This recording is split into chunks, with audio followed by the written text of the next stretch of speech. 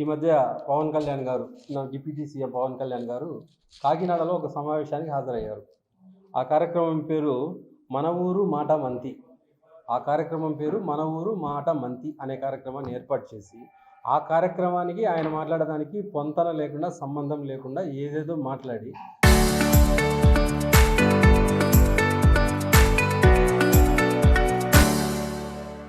ఇప్పుడు మళ్ళా రాష్ట్ర స్థాయిలో ఒక్కసారిగా కాపులంతా మళ్ళీ ఒకసారిగా ఒకరినొకరు తిట్టుకునేదానికి ఆయన కారకుడయ్యాడు. ఈ అగ్గి రాజేసింది కూడా మన డిప్యూటీ సీఎం పవన్ కళ్యాణ్ గారే. ఆయన మాట్లాడుతూ అన్నాడు, ఈ ఆంధ్రప్రదేశ్కు ఈ కుల దరిద్రం వదిలేంత వరకు మనం బాగుపడము అని చెప్పి కామెంట్ చేయడం మొదలుపెట్టాడు. ఇది ఎందుకు పెట్టాడంటే, ఈ మన వైఎస్ఆర్సీపీకి సంబంధించిన తోట త్రిమూర్తులు గారు ఒక ఆత్మీయ సమావేశం, వైఎస్ఆర్ కాంగ్రెస్ పార్టీకి సంబంధించిన కాపు కులస్తులందరితో ఒక ఆత్మీయ సమావేశం పెట్టబోతున్నాడు అని ఆయనకు తెలిసింది. ఏదో జరుగుతూ ఉంది, మళ్ళీ కాపు నాయకులంతా ఆత్మీయ సమావేశం పెట్టుకొని ఏదో జరుగుతూ ఉంది అని తెలిసి ఈయన ఫ్రస్ట్రేట్ అయ్యి ఈయన తిట్టడమే కాకుండా అదే వేదికపై నుంచి వెనక్కు తిరిగి, పర్సనల్గా ఒక గదిలో మాట్లాడింది ఏం కాదు, వెనక్కు తిరిగి నా ఎమ్మెల్యేలను ఎమ్మెల్సీలను మీరంతా తిట్టకుంటే ఎట్లా, నేను ఒక్కనే తిట్టాలన్నా, మీరు కూడా తిట్టండి అని చెప్పి ఆయన వాళ్ళని కూడా తిట్టడం మొదలు పెట్టమని చెప్పి ఆయన సలహా ఇవ్వడం జరిగింది. వీళ్ళు వాళ్ళ స్థాయి తెలుసుకోకుండా, వాళ్ళ స్థాయి ఏంటో కూడా గమనించుకోకుండా మరీ చిన్న స్థాయి నాయకులు, ఓకే పవన్ కళ్యాణ్ గారు విమర్శిస్తున్నారు, పవన్ కళ్యాణ్ గారికి సమాధానం మా పార్టీలో ఉన్న పెద్ద నాయకులు బ్రహ్మాండంగా ఆయనకు సమాధానం చెప్తా ఉన్నారు. అయితే తిట్టమని చెప్పడం వల్ల ఈయన స్థాయి మర్చిపోయి మరీ చిన్న స్థాయి నాయకులు కూడా మా నాయకులను తిట్టడం మొదలుపెట్టారు. ఈ చిన్న స్థాయి నాయకులకు మా నాయకులు పెద్ద నాయకులు అక్కర్లా, ఇక్కడున్న మేము గట్టిగా ఒకసారి సమాధానం చెప్పాలనుకున్నాం. పైగా ఇంకొకటి కూడా చెప్తున్నా, నేను ఈ మీడియా సాక్షిగా మిమ్మల్ని నేను క్రిటిసైజ్ చేయడానికో, మిమ్మల్ని కామెంట్ చేయడానికో, మిమ్మల్ని తిట్టడానికో నేను ఈ మీడియా సమావేశం పెట్టలా. ప్రశాంతంగానే నేను మిమ్మల్ని ప్రశ్నిస్తున్నా. జనసేన పార్టీ అంటే ప్రశ్నించే పార్టీ అని మీరు అంటున్నారు. అదే ప్రశ్నించే పార్టీకి ఇప్పుడు మేము ప్రశ్నిస్తున్నాం. వైఎస్ఆర్ కాంగ్రెస్ పార్టీ తరఫున కడప జిల్లా నుంచి ఈ కడప టౌన్లో మా స్థానిక కాపు నాయకులను కూర్చొని మేము ప్రశ్నిస్తున్నాం. మేము అడిగే కొన్ని ప్రశ్నలకు మీరు జవాబు చెప్పగలిగితే, ఆలోచించి మీ విజ్ఞతకే వదిలేస్తున్నాం, మీరు జవాబు చెప్పగలిగేటట్టుంటే మీరు సమాధానం చెప్పండి. పవన్ కళ్యాణ్ గారు ఏమంటారు, ఈ ఆంధ్రప్రదేశ్కు కుల దరిద్రం వదిలితే తప్ప బాగుపడదు అని అన్నాడు. నేను మొదట ఆయన దగ్గర నుంచి నేను 2 మాటలు నేను అడగాలనుకున్నా ఆయన పవన్ కళ్యాణ్ గారిని. ఇదే పవన్ కళ్యాణ్ గారు ఎన్నికల సమయంలో ఏమన్నాడు, ప్రాంతీయ భావం ఎలాగూ లేదు, కనీసం కులభావంతో నాకు ఓట్లు వేయండి అని అడిగిండు. మీరు ప్రాంతీయ భావం ఎలాగూ లేదు, కనీసం కులభావనతోనైనా నన్ను గెలిపించండి అని అడిగినారు.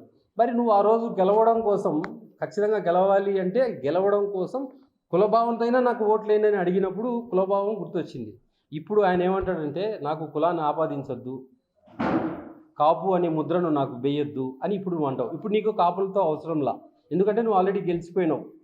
కులభావంతో అయినా ఓటేయండి అడుక్కున్నావు, కులభావంతో ఓటేశారు, నువ్వు గెలిచినావు. ఈరోజు నువ్వు ఏదో ఒకటి మాట్లాడుతూ ఉన్నావు, నాకు కులాన్ని ఆపాదించొద్దు, చేయొద్దు అని మాట్లాడుతున్నావు. ఇంకొకటి కూడా, నాకు కులాన్ని ఆపాదించొద్దు, నాకు కులం లేదు అని అంటావు. మరి కులం లేదు అని అన్నప్పుడు పవన్ కళ్యాణ్ గారు, పెద్దలు మీకు నేను చిన్న మాట అడుగుతున్నా, మరి 2019లో మీరు పోటీ చేసిన స్థానాలు ఏంటి? 1 భీమవరం, 2 గాజువాక. ఈ భీమవరం అనేది ఏంటి? కాపులు అధికంగా ఉన్న నియోజకవర్గం. గాజువాక ఏంటి? కాపులు అధికంగా ఉన్న నియోజకవర్గం. భీమవరం, గాజువాకలోనే నువ్వు ఎందుకు పోటీ చేయాలా? మీరు రాష్ట్ర స్థాయి నాయకులు, మంచి గ్లామర్ ఉన్న నాయకులు, మీరు జనసేనాని, మీకు పవర్ ఉంది, చాలా మీరు పెద్ద గొప్ప నాయకుడు అన్నప్పుడు మరి ఎక్కడి నుంచైనా మీరు పోటీ చేసిండొచ్చు కదా. మీ ఉద్దేశం ఏంటి అంటే, మీరు పోటీ చేసేటప్పుడు మాత్రం కాపులు అధికంగా ఎక్కడున్నారు, ఎక్కడి నుంచి పోటీ చేసే గెలవచ్చు అని తెలివిగా అక్కడి నుంచి మాత్రం పోటీ చేస్తారు. అంతెందుకు 2024లో మీరు పోటీ చేసింది ఎక్కడి నుంచి? పిఠాపురం నుంచి. పిఠాపురంలో పోటీ చేయడానికి గల కారణం ఏంది? అక్కడ కూడా కాపులు ఎక్కువ అధికంగా ఉన్నారు, అక్కడి నుంచి అయితే గెలుస్తామంటారు. అంటే మీరు గెలవడం కోసం మాత్రం కులాన్ని మాత్రం తెలివిగా, కులం ఎక్కడ బాగుంటే, కులం ఎక్కువ ఓట్లు ఎక్కడ బాగుంటే అక్కడ మాత్రమే మేము పోటీ చేస్తామని మీరు మాట్లాడతారు. ఇప్పుడు ఇప్పుడు ఎన్నికలు గెలిచిన తర్వాత నాకు కులాన్ని ఆపాదించొద్దు, మీరు నన్ను ఒక కులానికి నన్ను తీయొద్దు అని చెప్తారు. మరి ఇదే కులంలో ఈరోజు అదే కులస్తుల్ని, అదే కాపు కమ్యూనిటీ వాళ్ళతో, కాపు కమ్యూనిటీని పెద్ద మెయిన్ లీడర్లను తిట్టిస్తారు. అదే చిన్న కాపు లీడర్లతో మీరు కూడా తిట్టండి అని చెప్పి మమ్మల్ని తిట్టిస్తారు.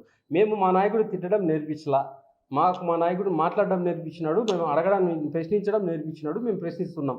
మీరైతే ఎట్లా మాట్లాడతారంటే, మీ భాష ఎలా ఉంటుందంటే ఒక పార్టీ అధ్యక్షుడుగా చెప్పు చూపించడాలు, చెప్పుతో కొడతా అనడాలు, కొడకల్లారా అనడాలు, ఇంకా పెద్ద పెద్ద బూతులు నానాకమన్నీ మాట్లాడతారు మీరు. మా జగన్మోహన్ రెడ్డి గారు ఆయన ఎక్కడైనా సరే ఒక్క క్లిప్పింగ్లో నీలాగా కొడకల్లారా అని కానీ, తొక్కి నారదీస్తా అని కానీ, మీ తోలు ఒలుస్తానని కానీ ఇలాంటి మాటలు ఎక్కడన్నా మాట్లాడా?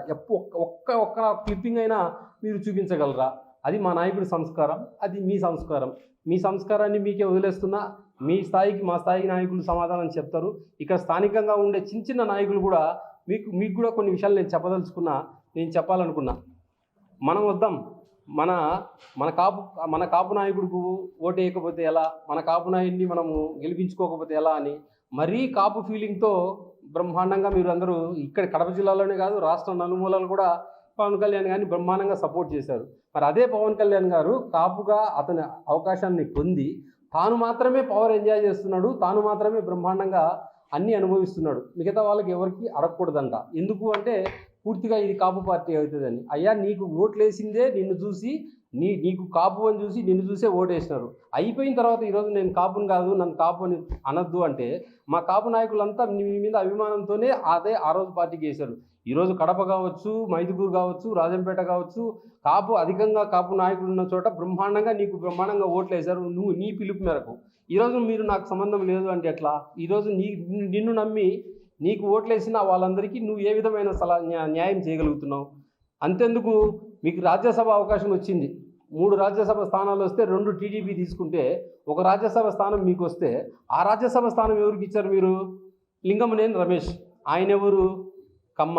మరి అక్కడ ఎందుకు మీరు నిన్ను ఓన్ చేసుకున్న కాపు కులానికి అది ఎందుకు రాజ్యసభ స్థానం ఇచ్చిండకూడదు మీరు?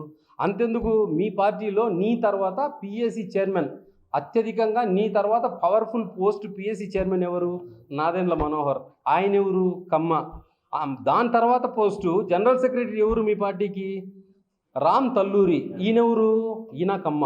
అంటే మీ దగ్గర నువ్వు తప్ప మిగతా ఏ కాపు ఓట్లు వేయించుకుంటారు, కాపు ఓట్లతో మీరు అధికారంలోకి వస్తారు, అన్నీ చేయించుకుంటారు. కానీ మీ దగ్గర మన కాపు కులానికి సంబంధించి ఏ ఒక్కరికి మీరు ఏం చేసేది ఉండదు. ఆ పవర్ని, ఆ నాయకత్వాన్ని, ఆ మొత్తం ఏదైనా ఒక బెనిఫిట్ పొందాలి అంటే అది మీరు మాత్రమే పొందాలి. ఇది రాష్ట్ర స్థాయి వరకు పోతే అంత స్థాయి కూడా మాకు అవసరంలా. మా జిల్లా వరకు మేము అడుగుతున్నాం. మీ జనసేన పార్టీ, మీ కూటమి ప్రభుత్వం వచ్చిన తర్వాత మీ జనసేన పార్టీ తరఫున మీరు మా కడప జిల్లాకి ఇచ్చింది ఎన్ని? 2 ఒకటి మల్హోత్రా అని జనసేనకు సంబంధించి ఏపీ ఇండస్ట్రియల్ కార్పొరేషన్ డైరెక్టర్గా ఒకతనికి ఇచ్చారు. తర్వాత సురేష్ అని కడప, ఎవరో కనీస వేతనాల సలహా మండలి డైరెక్టర్ అంట. చైర్మన్ కూడా కాదు, డైరెక్టర్ అంట. అసలు ఇది ఒక కమిషన్ ఉందని కూడా అసలు తెలియదు. అంతెందుకు, టీడీపీకి ఎత్తుకుందాం. మా బద్వేలకు సంబంధించిన పూర్వామిలకు సంబంధించిన సాధనకారి రంతు అనే అతనికి ఒక డైరెక్టర్ ఇచ్చారు. ఆయనకి ఆంధ్రప్రదేశ్ రోడ్ డెవలప్మెంట్ కార్పొరేషన్, ఈ కార్పొరేషన్ ఉందన్న సంగతి కూడా తెలియదు. దాంట్లో కూడా ఆయన చైర్మనా? కాదు, డైరెక్టర్.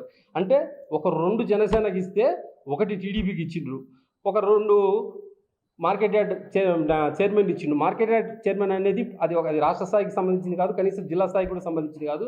ఆ మార్కెట్ యార్డ్ సంబంధించి వదిలేస్తే, అదే వైఎస్ఆర్ పార్టీ కాంగ్రెస్ పార్టీలో ఉన్నప్పుడు మా ప్రభుత్వంలో, మా జగనన్న గారి పాలనలో ఇదే కాపులను ఎంత గౌరవించినాడంటే, సి రామచంద్రయ్య గారు ఆయనకు ఎమ్మెల్సీ ఇచ్చినారు. రెండోది, అర్బన్ డెవలప్మెంట్ చైర్మన్గా గురుమోహన్ అనే నాకు అర్బన్ డెవలప్మెంట్ చైర్మన్గా 23 ప్రోటోకాల్ డిప్యూటీ క్యాబినెట్ ర్యాంక్ సంబంధించింది మన అర్బన్ డెవలప్మెంట్ చైర్మన్ పోస్ట్ ఇచ్చినారు. మాచునూరు చంద్ర అనే వ్యక్తికి మైదుగూరు మున్సిపల్ చైర్మన్ ఇచ్చారు.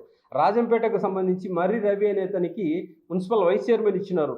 అలాగే డైరెక్టర్లు, మీరు మొత్తానికి జిల్లాకు ఇచ్చింది 2 డైరెక్టర్లు అయితే, ఒక్క డైరెక్టర్లే మేము ఎన్ని ఇచ్చినారు? మందాల నాగేంద్ర ఒక డైరెక్టరు, నాగమల్లిక ఒక డైరెక్టరు, శైలజ అని ఒక మహిళకు ఒక డైరెక్టరు, అలాగే ప్రఖ్యాతిగాంచిన గండి దేవస్థానం చైర్మన్ తేజ అని ఒక యువకుడిని ప్రోత్సహిస్తూ అంత చాలా ప్రముఖమైన గుడికి చైర్మన్ ఇవ్వడం జరిగింది. అలాగే పద్మావతి యూనివర్సిటీకి సెనెట్ మెంబర్గా విజయ్ కుమార్ అనే ఒక అతనికి నేను చెప్పిన వీళ్ళంతా కూడా కాపులే. ఎవరు ఇప్పుడు మీరే సమాధానం చెప్పాలా? మరి ఇంతమంది కాపులకు ఇంత మంచి పదవులు ఇచ్చిండ్రు, మొత్తానికి మీరు ఇచ్చింది 2 డైరెక్టర్లు లేకుంటే 3 డైరెక్టర్లు ఇచ్చినారు. ఇప్పుడు బ్రహ్మాండంగా నీకు సపోర్ట్ చేసిన మేము కాపు సోదరుల్ని అడుగుతున్నా, జనసేనకు, టీడీపీకి, బీజేపీకి సపోర్ట్ చేసిన కాపు సంబంధించిన మా సోదరుల్ని అడుగుతా ఉన్నా. నేను మిమ్మల్ని ఎక్కడ క్రిటిసైజ్ చేయడంలా. ఆలోచించండి బాగా. ఎవరు ఎక్కువ ఎవరికి విలువ ఇస్తున్నారు, ఎవరికి ఎవరు ఎక్కువ బాగా విలువ ఇస్తున్నారు, నేను చదివిన లిస్టు చూసిన తర్వాతనే మీకే అర్థమవుతుంది.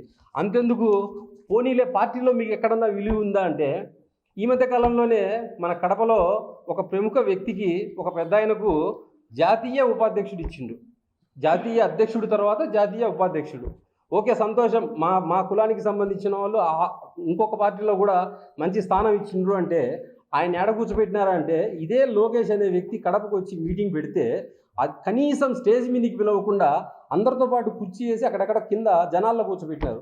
అటువంటి వ్యక్తికి జాతీయ ఉపాధ్యక్షుడు ఇవ్వడం ఏంటి అంటే, మీరు కాపులను గౌరవించడం చేత కాదా? అంటే కాపులకు అంత విలువ లేదా? పేరుకు మాత్రమే జాతీయ ఉపాధ్యక్షుడు. కనీసం జాతీయ ఉపాధ్యక్షుడు అంటే ఆయనకున్న ప్రోటోకాల్ అధ్యక్షుడు తర్వాత ఉపాధ్యక్షుడు, అంతే కదా, మీనింగ్ అంతే కదా. అలాంటి వ్యక్తికి కనీసము డయాస్ పైన కాకుండా కింద కూర్చోబెట్టి ఆయన అవమానించిండు. ఇదే వేదిక, ఇదే ప్రెస్ మీట్ సందర్భంగా మా నాయకుల సమక్షంలో అడుగుతున్నా, ఎక్కడ మీకు విలువ ఉంది? ఉండేది అంతో ఇంతో విలువ ఇచ్చేది ఖచ్చితంగా జగన్మోహన్ రెడ్డి గారే. దాని తర్వాత వెతుకుంటే కాపులకు వైఎస్ఆర్ గవర్నమెంట్లో నేను ఈ వేదిక ద్వారా ముక్కుసూటిగా అడుగుతా ఉన్నా, కాపులకు వైఎస్ఆర్ ప్రభుత్వం చేసిన మేలు ఇదో. మేము దర్జాగా ప్రింట్ తీసి మీ కళ్ళ ముందర పెడుతున్నాం. మీరు ఇందులో అన్ని అక్కర్లా ఒక్కటి మీరు ఏదైనా కాపులకు చేసింది ఈ విధంగా చూపించగలిగితే, ఇక్కడ వేదిక పైన ఉన్న కాపుల మొత్తం మీకు లేచి మేము సెల్యూట్ కొడతాం. మీకు ధైర్యం ఉందా? చంద్రబాబు నాయుడు గారు ఏమన్నారు? కాపు నేస్తం కింద 1000 కోట్లు నేను ఇస్తాను అన్నాడు. ఎంత ఇస్తాను అన్నాడు? 1000 కోట్లు నేను ఇస్తాను అన్నాడు సంవత్సరానికి. 2 సంవత్సరాలు అయిపోయింది, ఇంతవరకు ఇచ్చింది లేదు. ఇక మీదట ఇస్తాడో లేదో కూడా తెలియదు. ఈ 2 సంవత్సరాలు అయినాడు, ఆ 3 సంవత్సరాల వరకు మళ్ళీ మేము కాపులం గుర్తొస్తామో లేదో తెలియదు, ఇస్తాడో లేదో తెలియదు. ఇదిగో మేము వేసినాం, మేము ప్రింట్ వేసి మరీ చూపిస్తా ఉన్నాం. మా నాయకులము మేము ఇక్కడే రాసినారు. నవరత్నాల్లో భాగంగా కాపు నేస్తం కింద 39,318 కోట్లు, 39,318 కోట్లు.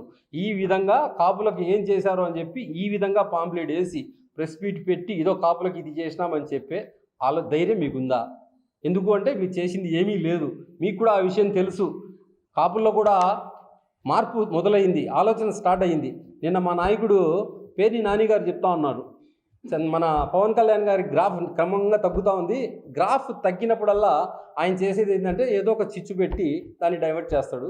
మళ్ళీ ఆయన్ను తిట్టేలాగా ఆయనే తిడతాడు. ఆయనే తిట్టించుకొని మళ్ళీ కాపులందరినీ పవన్ కళ్యాణ్ తిడుతున్నారు అనేది ఒక ఫోకస్ చేయడానికి ఆయన చేసే ప్రయత్నమే.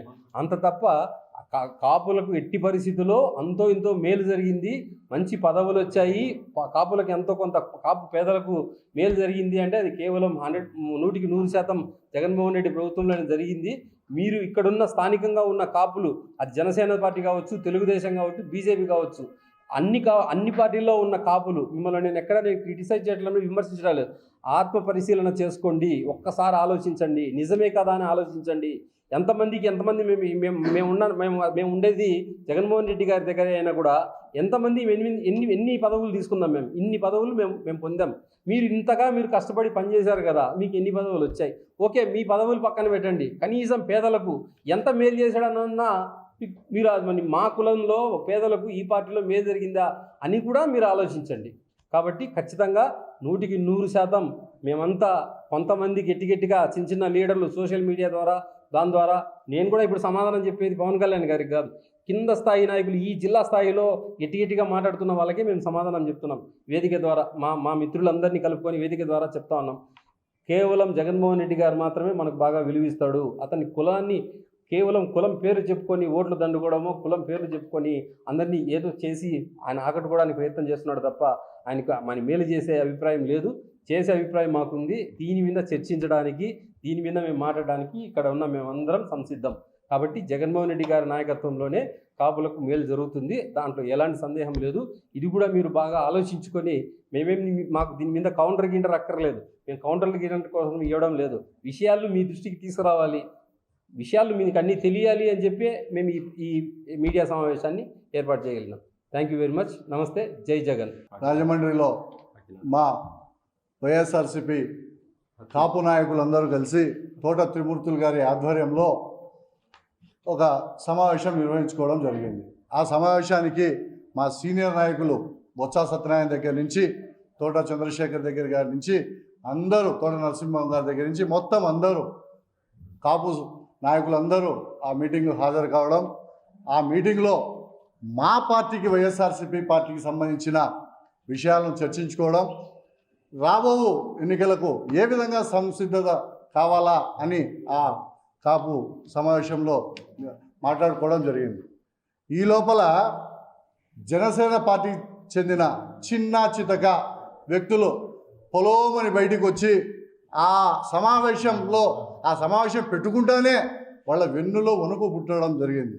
దాన్ని చేసుకొని ఈ చిన్న చితక పిల్ల బ్యాచ్ వచ్చి పొలోమని సోషల్ మీడియా ద్వారా చిడతలు వాయిస్తూ మా మీద కామెంట్లు చేయడం, మా పార్టీ మీద కామెంట్లు చేయడం, మా నాయకుల పైన కామెంట్లు చేయడం జరుగుతూ ఉంది.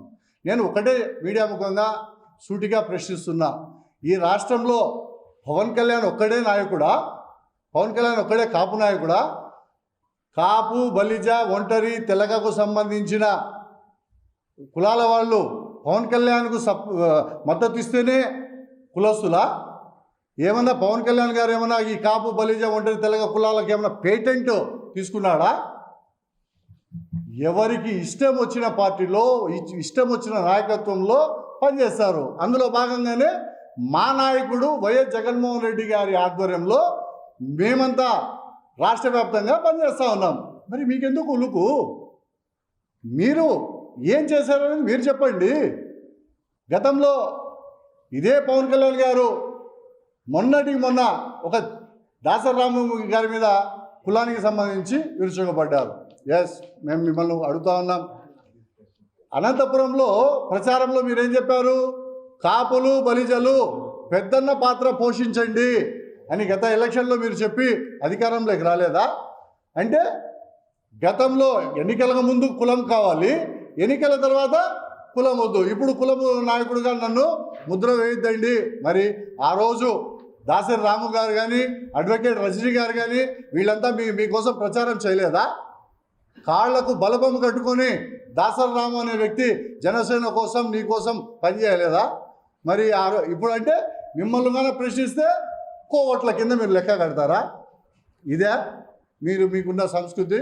అంటే ఒక సామెత గుర్తొస్తూ ఉంది నాకు, ఏరు దాటినంత వరకు ఏటి మల్లన్నా, ఏరు దాటిన తర్వాత బోడి మల్లన్నా అని అన్నాడంట. ఆ విధంగా ఉంది. ఇంకో విషయం మిమ్మల్ని సూటిగా ప్రశ్నిస్తున్న పవన్ కళ్యాణ్ గారు, మొన్నటికి మొన్న గాదే సాయి కృష్ణ విషయంలో ఏమన్నారు మీరు? అతను రౌడీ షీటరు, అతనికి మొత్తాసు పలకల్లా, అతను రౌడీ షీటర్ కానీ ఇంకోటి కానీ ఈ దేశంలో, ఈ రాష్ట్రంలో చట్టాలు అనేటివి లేవా? చట్టాలు పనిచేయడం లేదా? పోలీసులు తీసుకువెళ్ళి ఇప్పుడు చూసారా తీరా అతనికి పోలీసు హత్య అని తేలింది, లాకప్ డెత్లో మిస్టీరియల్ హత్య అని తేలింది. మరి దీని మీద మీరేం సమాధానం చెప్తారు? ఉప ముఖ్యమంత్రి పవన్ కళ్యాణ్ గారు ఇప్పుడు 2 ఏళ్ళు అవుతుంది ప్రభుత్వం వచ్చి, ప్రభుత్వంలో మీరు ఉప ముఖ్యమంత్రిగా ఉన్నారు. ఈ 2 సంవత్సరాల కాలంలో మీరు కాపు, బలిజ కులస్తులకు ఏం చేశారు? మీరు వచ్చాక కదా కాపుల పైన, బలిజల పైన దాడులు ఎక్కువగా జరుగుతూ ఉంది. మొన్న ప్రకాశం జిల్లాలో కారుతో గుద్ది ఒక యువకుడిని చంపింది మీ ప్రభుత్వంలో కదా? మొన్న కాదే సాయి కిషన్ మిషన్ డెత్ చేసింది ఈ ప్రభుత్వంలో కదా? మా నాయకుడు, కాపు నాయకుడు అంబటి రాంబాబు పైన దాడి చేసింది మొన్నటికి మొన్న మీ ప్రభుత్వంలో కదా? మొన్న వైఎస్ఆర్ జిల్లా మైదుకూరు మండలం ఇడమరకలో శ్రీకాంత్ అనే వ్యక్తి డాబా కూల్చింది ఇది కాదా? మరి ఇవన్నీ మీకు కనిపించడం లేదా? మీరు ఉప ముఖ్యమంత్రిగా ఉండి దీనిపైన ఏమైనా చర్యలు తీసుకున్నారా? మరి ఎక్కడ మీరు కాపుల బలిజలకు ఏం చేస్తున్నారు? సరే, అందరితో పాటు ఏమైనా మాకేమన్నా స్పెషల్గా ఏమైనా ఇచ్చేస్తున్నారా? ఇప్పుడు ఏమంటున్నారు?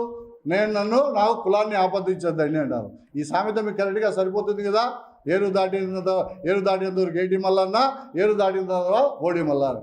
దీని తర్వాత మీరు అదే కాకినాడ సభలో ఏం మెసేజ్ ఇచ్చారు? మీ నాయకులకు నేను ఒక్కడైనా మాట్లాడేది, మీరే తిట్టండి. మీరు కూడా తిట్టండి అని. అందులోకే పంతం నానాజీ అనే ఎక్కడో ఎవరికి తెలియని వ్యక్తి వచ్చి మా నాయకుడి పైన, ఎవరెస్ట్ శిఖరం మీద కూర్చున్న నాయకుడి పైన వచ్చి నక్కకు నాగలోకానికి పోలిక.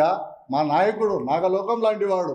వాడకూడదు. అటువంటి వ్యక్తి పైన నువ్వు మాట్లాడకూడని మాటలు వాడు వీడు అని దూషించి నువ్వు ఇంకా అభ్యర్థులు మాకు రావడంలే. ఎందుకంటే మా నాయకుడు అటువంటి భాష మాకు నేర్పించలే. నువ్వు మాట్లాడిన భాష మేము తిరిగి నీకు చెప్పాలనే కూడా మాకు రావడంలే. మేము మాట్లాడదలుచుకోలేదు కూడా, నీ విజ్ఞతకే వదిలేస్తున్నాం. ఒక నాయకుడితో మాట్లాడాలంటే స్థాయి అనేది ఒకటి ఉండాలి. నీ స్థాయి ఎక్కడ? శ్రీ వైఎస్ జగన్మోహన్ రెడ్డి గారి స్థాయి ఎక్కడ? నువ్వు సచ్చి చెడి మొన్న ఎన్నికల్లో ఒక సూర్య ఎమ్మెల్యేగా గెలిచినావు. మా నాయకుడు 16 ఎంపీగా అత్యధిక మెజార్టీతో గెలిచిన నాయకుడు, పులివెందుల్లో ఈ రోజుకి కూడా అత్యధిక మెజార్టీతో గెలుస్తూ ఉన్న నాయకుడు, ఒంటి చేత్తో రాష్ట్రాన్ని నడిపించిన నాయకుడు, ప్రతిపక్షంగా నడిపిస్తూ ఉన్న నాయకుడు, ప్రభుత్వాన్ని పాలించిన నాయకుడు. మీరు అన్నారు కాపులకు ఏమి న్యాయం జరిగిందని. కాపు నేస్తం ఎవరి హయాంలో ప్రవేశపెట్టారండి? కాపు మహిళలకు మా నాయకుడు పెట్టాడు. గర్వంగా మేము చెప్పుకోగలం. విదేశీ విద్యా దీవెన, ఎన్ని పథకాలు, నవరత్నాల్లో ఎన్ని పథకాలు ఉన్నాయో అన్ని పథకాలు దాదాపు 39,000 కోట్లు కాపు బలిజలకు ఇచ్చిన ఘనత ఎవరిదైనా ఉందంటే అది మా మాజీ ముఖ్యమంత్రి వైఎస్ జగన్మోహన్ రెడ్డి అని మేము గర్వంగా కాలెత్తుకొని చెప్పగలం. మరి మీకు ఏముంది? మీరు ఏం చేశారు? మీరు మీ కూటమిలో మీ ముఖ్యమంత్రి 4 సూర్లు 4వ సూరు ఇప్పటికి ముఖ్యమంత్రి. మరి మీరు చెప్పుకోదగ్గ ఏ ఒక్కటి మీరు తీసుకురాగలిగినారో కాపు బలిజ కులస్తులు కానీ మేము సూటిగా ప్రశ్నిస్తున్నాం. పంతం నానాజీ గారు, మీరు గుర్తుపెట్టుకోండి, నీకు మా నాయకుడు అవసరంలే. నిన్ననే మా రాయంపేట మర్రి కళ్యాణ్ ఒక ప్రకటన ఇచ్చాడు, నేనున్నా పోటీకని. ఎస్, మా మర్రి కళ్యాణ్ చాలు నీ మీద పోటీకి, నువ్వు రా.